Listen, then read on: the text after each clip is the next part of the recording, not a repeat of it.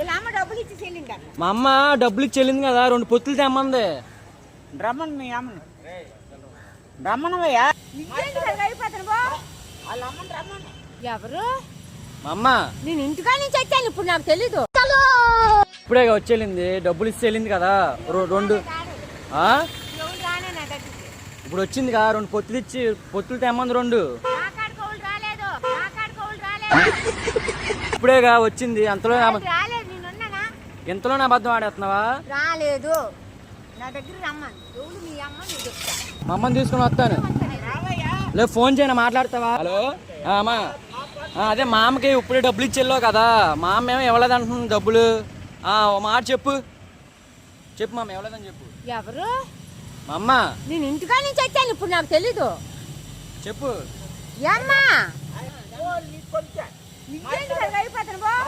వాళ్ళ అమ్మని రమ్మను.